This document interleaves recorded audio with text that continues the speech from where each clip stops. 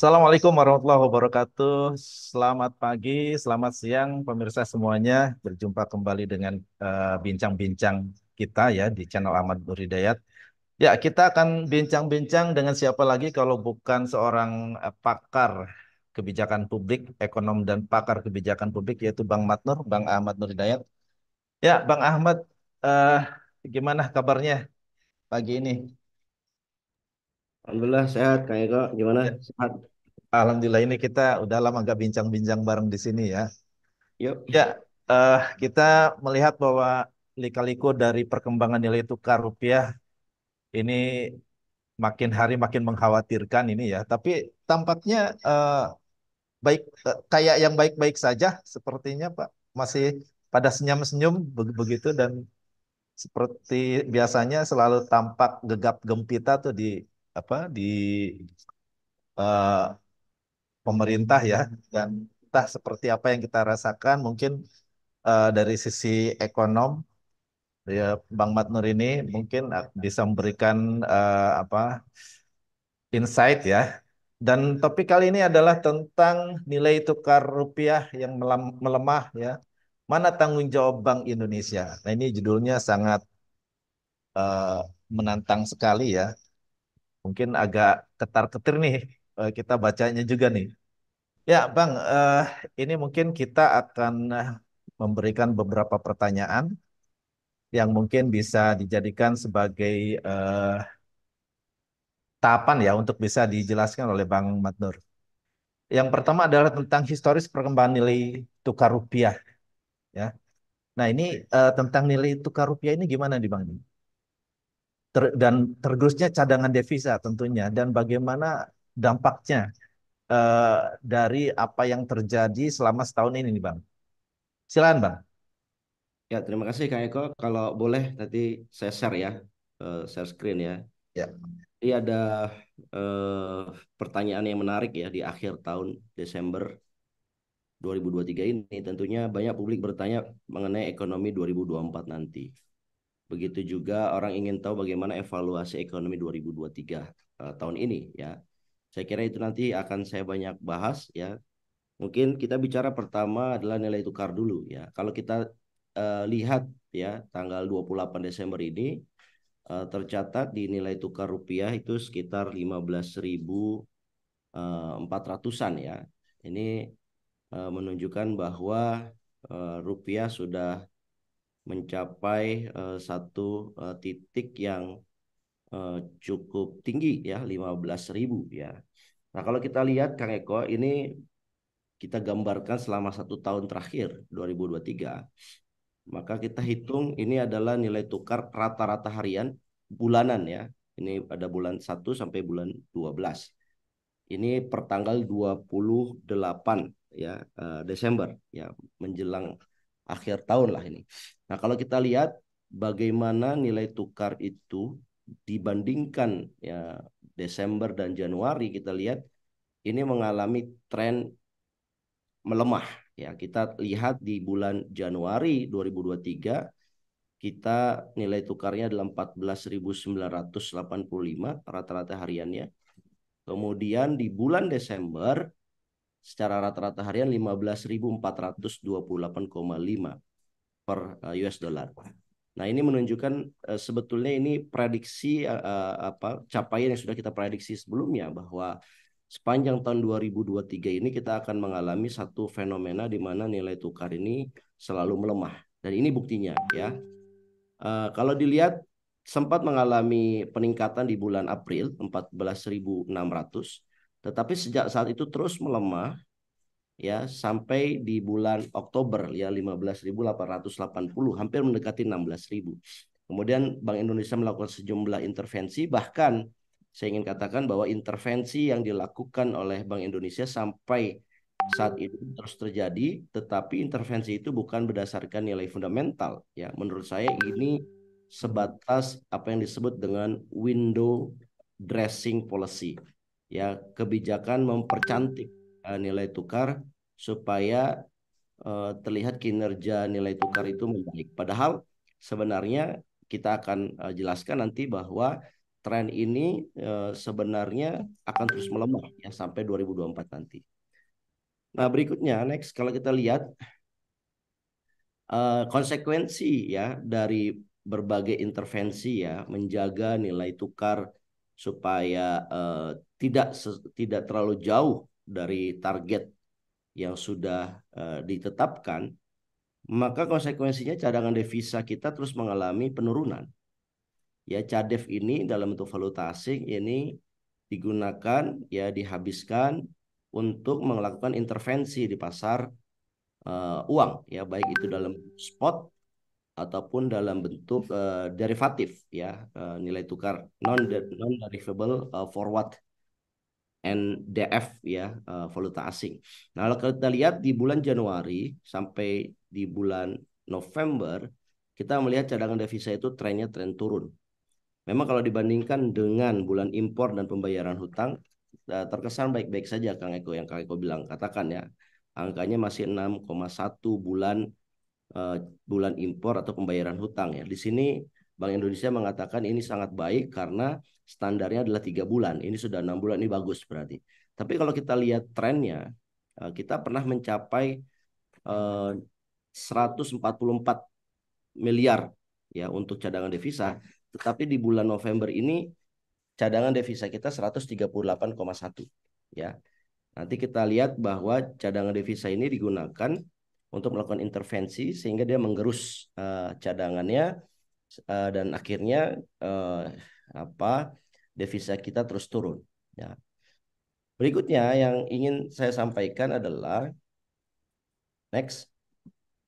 Nah, kalau kita lihat bagaimana sih sebetulnya nilai tukar ini ditetapkan ya. Seharusnya nilai tukar ini ditetapkan untuk keperluan fundamental ekonomi ya, bahwa pertumbuhan ekonomi ya dapat optimal kalau kita punya nilai tukar tertentu ya. Tetapi kalau kita melihat apa yang terjadi terutama di akhir tahun ini seolah-olah intervensi yang dilakukan ini tidak sesuai dengan fundamental, tetapi hanya untuk sekedar mencapai target rencana. Nah, ini ada dokumen rencana ATBI, Anggaran Tahunan Bank Indonesia tahun 2023. Ini kita ambil dari TV Parlemen. Di sini dijelaskan bahwa di awal tahun 2023, BI menetapkan bahwa nilai tukar itu sekitar 15.070. Ya, artinya kalau kita lihat ya tahun 2022 itu 14.350 di ATBI-nya, tapi realisasinya sekitar 14.830 prognosanya saat itu ya. Dan BI menetapkan ini nggak jauh kok dari 15.070. Nah, ini yang sebetulnya kalau kita lihat ini agak terlalu optimis ya nilai tukar seperti ini.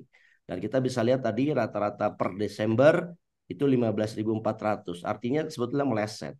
Nah, melesetnya itu sebenarnya kalau tidak dilakukan intervensi berikutnya bisa jadi itu di angka 15.600 atau 700 rupiah gitu. Tapi di sini BI menahannya, dan menahannya itu dengan mengorbankan cadangan devisa. Nah, lagi-lagi kalau kita lihat bagaimana akurasi ya rencana anggaran tahunan Bank Indonesia dengan kenyataan ya, maka kita akan selalu menyaksikan bahwa akurasi dari RATBI ini sangat tidak akurat ya. Misalkan BI di dalam pertumbuhan ekonomi menetapkan 4,37% ya. Nah, ini kita lihat bahwa realisasi ya setidaknya angka prognosa pertumbuhan ekonomi 2023 kita lihat angkanya cukup berbeda dari apa yang BI tetapkan di dalam RATBI, yaitu sekarang ini 4,94. Mungkin kita bisa lihat slide berikutnya ya. Ya, ini pertumbuhan ekonomi kita 4,94, ini di triwulan ketiga. Dan kalau kita lihat ya, kalau seandainya pertumbuhan di triwulan keempat ini tidak jauh dari triwulan ketiga, katakanlah 4,9, maka rata-rata pertumbuhan ekonomi kita sepanjang tahun 2023 adalah sekitar 4,95 atau 5%. Nah, itu artinya dari RATBI-nya sendiri tidak akurat ya. Belum lagi inflasi ya. Mungkin balik ke slide belakang. Kalau inflasi di situ dikatakan inflasi sekitar 3,61%. Nah, maka kita lihat slide berikutnya. Inflasi di kita per bulan November itu kalau kita lihat angkanya 2,86%. Artinya tidak sesuai dengan apa yang sudah ditetapkan. Begitu juga dengan nilai tukar ya. Nilai tukarnya tadi 15.070 dan kita sekarang ini menyaksikan nilai tukarnya 15.400 rupiah. Kira-kira seperti itu. Nah, ini menunjukkan bahwa akurasi dari RADBI ini memang bermasalah. Padahal kalau kita lihat prosesnya, RADBI ini adalah rencana anggaran yang diajukan oleh DPR dan ditetapkan sebagai satu anggaran Bank Indonesia untuk 1 tahun ya, sehingga kalau dalam penetapan targetnya saja sudah tidak akurat, kita bisa membayangkan bagaimana eh, anggaran tahunannya, baik itu penerimaan ataupun pengeluarannya ya.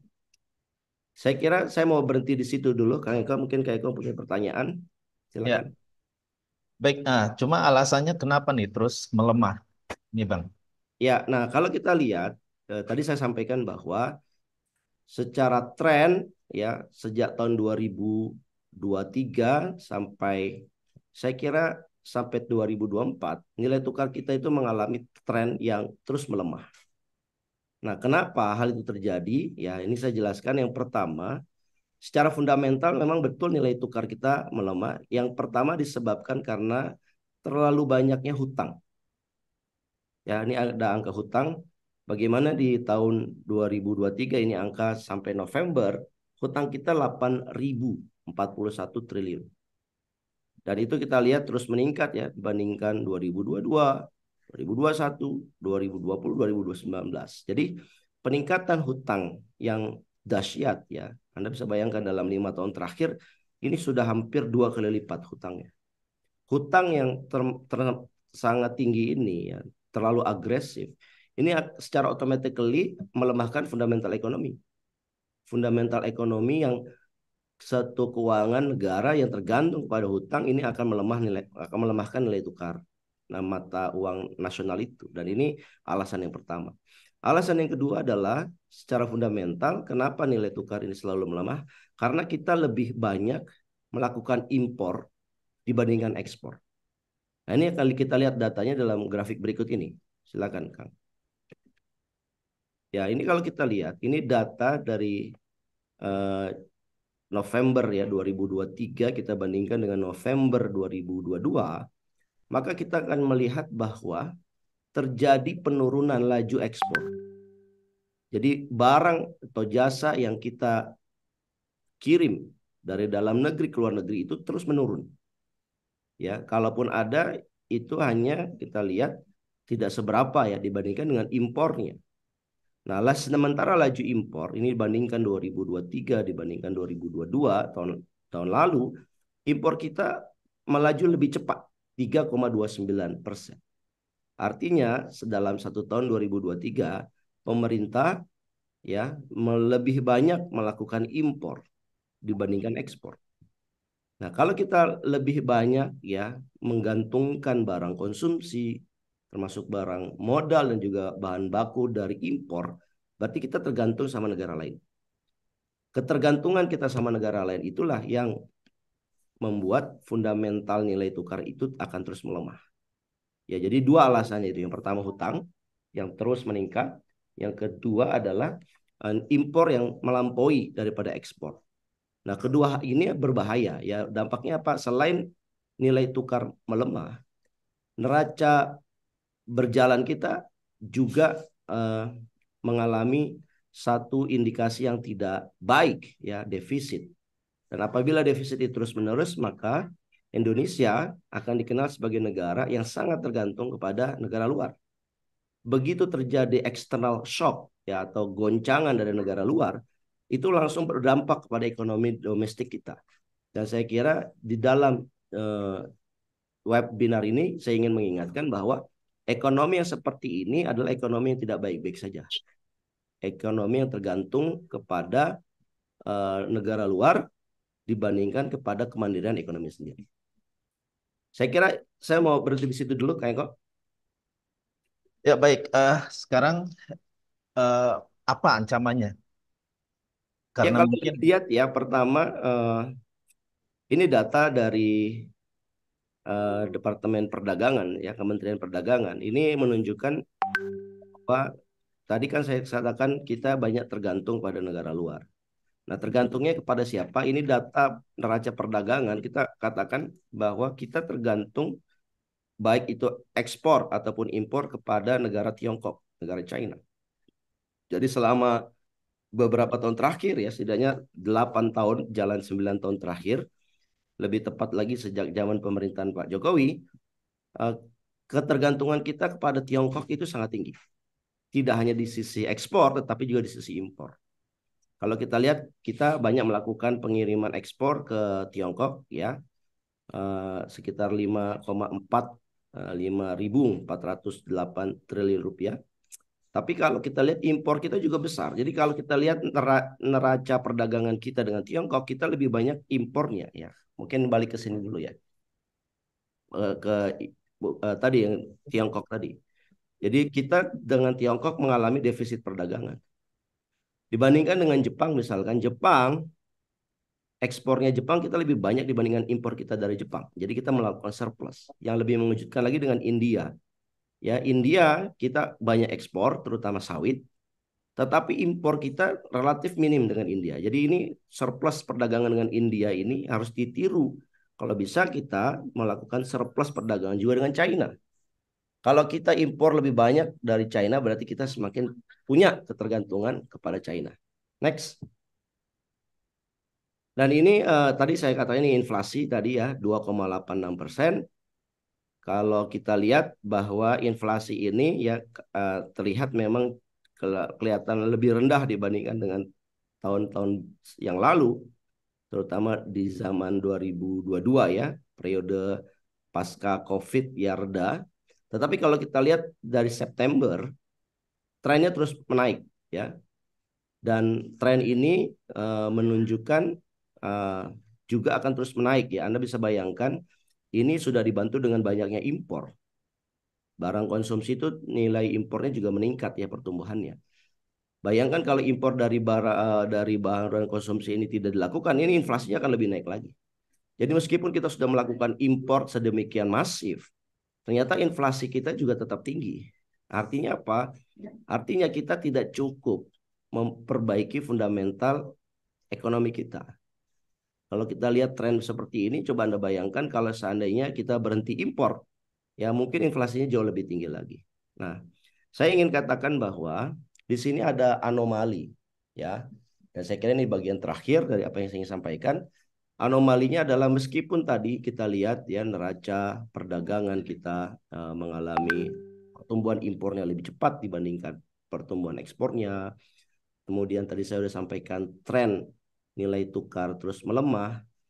Nah, kita juga mengalami satu anomali di mana di tahun 2024 nanti ya anggaran Bank Indonesia itu diperkirakan mengalami defisit ya sebesar 29 triliun ya 29,3 triliun di tahun 2024. Nah, anggaran Bank Indonesia yang defisit ini ya disebabkan karena besarnya biaya moneter dan juga biaya intervensi. Dan ini menjadi warning ya, di satu sisi anggaran Bank Indonesia yang defisit ini menunjukkan bahwa peluru kebijakan moneter untuk mengendalikan inflasi di masa depan itu semakin berkurang. Karena dengan defisitnya Bank Indonesia, pertanyaannya BI ini menutupi defisitnya dari mana? Tentunya BI menutupi defisitnya ya dari cetak uang, ya. Dan ini kita bisa katakan yang kedua adalah dengan defisit Bank Indonesia ini berarti kinerja Bank Indonesia bisa dikatakan tidak perform. Tetapi yang aneh, meskipun yang mengatakan defisit ini bukan saya ya, tetapi BI sendiri. Tetapi yang aneh adalah kalau kita lihat anggaran gajinya, nah ini anggaran RATBI 2024. Kalau kita lihat ini yang warna merah, gaji dan penghasilan lain-lain, kita lihat ada peningkatan yang cukup signifikan, hampir 14% pertumbuhan gajinya. Jadi ada kenaikan gaji dari BI, di mana ini tidak sesuai dengan performance dari keberhasilan BI mengelola neraca anggarannya. Kalau kita lihat sebutlah neraca operasional, neraca yang bisa dikontrol oleh Bank Indonesia secara langsung ya. Kalau neraca kebijakan mungkin tidak bisa dikontrol ya oleh BI, Itu tergantung faktor eksternal, tetapi neraca operasional ini bisa dikontrol. Nah, neraca operasional ini kita bisa lihat bahwa terjadi penurunan surplus yang tadinya di 2023 diprognosa ya 11,6 triliun, tetapi di tahun 2024 ini terjadi penurunan dari surplus operasional yaitu hanya 9,6 triliun. Ya, harusnya kalau ada penurunan operasional ini kan berarti kinerjanya tidak perform. Kalau kinerja tidak perform, ngapain? Ya, adanya kenaikan gaji sampai angka kenaikannya adalah hampir 14%. Kalau orang naik gaji itu biasanya kalau sektor real, ya para kaum buruh, itu biasa hitungannya inflasi. Kalau inflasinya 2,86% ya kenaikannya hanya 2,86, paling tinggi 3%. Tapi ini kan luar biasa ya, kenaikan gajinya sampai 14%, sementara indikator kinerjanya menurun. Ya kita lihat surplusnya itu menurun sampai minus 16,7%.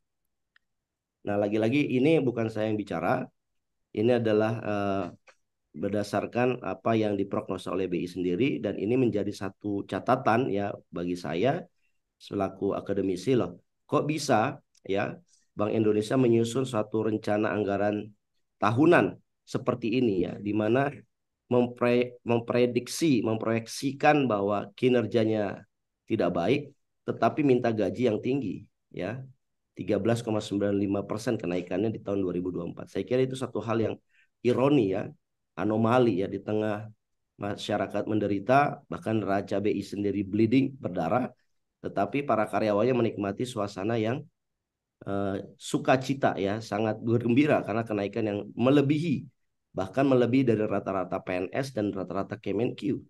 Ini melampaui dari rata-rata PNS dan kaum buruh.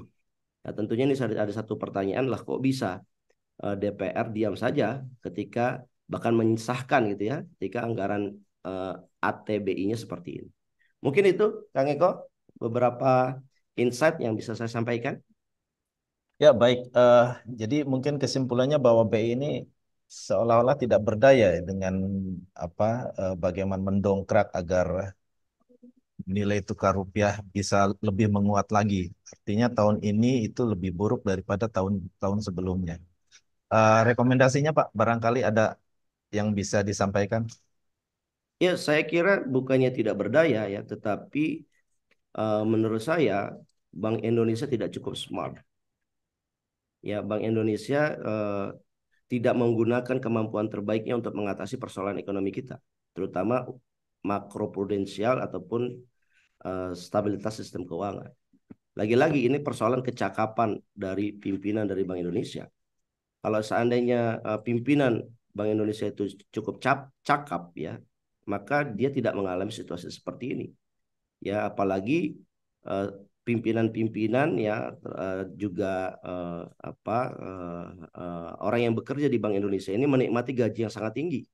Anda bisa bayangkan di situasi yang tidak baik-baik saja terjadi kenaikan gaji ya, komponen gaji dan penghasilan lainnya hampir 14%. Nah, ini tentunya membuat satu pertanyaan publik, apakah ini adil untuk satu institusi otoritas moneter yang tidak perform tapi diberikan satu penghargaan dalam bentuk remunerasi yang cukup tinggi. Nah, apa yang harus dilakukan? Yang pertama, Bank Indonesia harusnya lebih smart ya. Lebih mampu menggunakan segala instrumen untuk meyakinkan kepada otoritas fiskal untuk tidak melakukan banyak pembiayaan hutang. Itu yang pertama. Yang kedua, BI juga harusnya cukup smart untuk melakukan intervensi tidak hanya sisi supply side, tetapi juga sisi demand side, sisi permintaannya untuk mengatasi inflasi. Ya, ada beberapa program, tapi menurut saya ini sangat kecil sekali. Program yang disebut dengan PSR atau BI Social Responsibility yang bisa membantu para petani misalkan untuk mandiri, sehingga petani kita tidak tergantung kepada impor ya.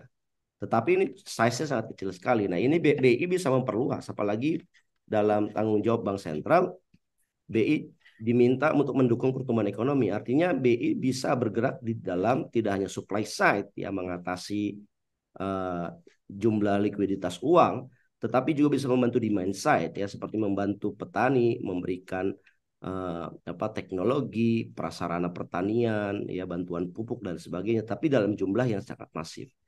Nah, itu dilakukan menurut saya bisa dilakukan apabila tidak hanya BI tidak hanya smart, tetapi BI mau menempuh tanggung jawab lebih. Saat ini kan terlihat bahwa BI ini hanya bergerak di tataran moneter aja atau di tataran ngawang-ngawang saja. Sehingga inflasi tidak tercapai, nilai tukar terus melemah, defisit anggaran terus terjadi, sementara ya kenikmatan orang bekerja itu terus bertambah. Ini menambah suasana ketidakadilan menurut saya, tidak hanya di kalangan orang yang bekerja di sektor keuangan, tetapi juga di kalangan para pegawai negeri sipil yang mereka bekerja mengabdi untuk negara, tetapi kok ada entitas yang katanya bekerja untuk negara, padahal tidak perform, sementara gajinya mengalami kenaikan yang signifikan. Saya kira itu, Kang Eko, kesimpulannya. Ya, eh, terima kasih Bang Matur. Itu sangat mencerahkan sekali dan mungkin ini kita berharap bisa didengar oleh BI ya, terutama dan mungkin masyarakat juga bisa istilahnya mengambil kesimpulan bahwa bagaimana untuk bisa struggle ya, karena mungkin kita sebagai masyarakat juga harus berusaha bagaimana meningkatkan kehidupan kita ya, dan tentunya jangan berharap banyak dengan kondisi seperti ini, tapi upayanya harus lebih keras lagi untuk bisa istilahnya mendapatkan penghidupan yang lebih baik, tidak tergantung kepada kondisi ya. Jadi mungkin itu saja untuk pembahasan kita kali ini. Terima kasih Bang Matur atas pencerahannya. Kita berjumpa kembali di topik-topik yang akan datang. Ya, saya tutup eh, Balik Kang sampai Eko, sampai di sini saja. Sampai jumpa kembali Bang Matur.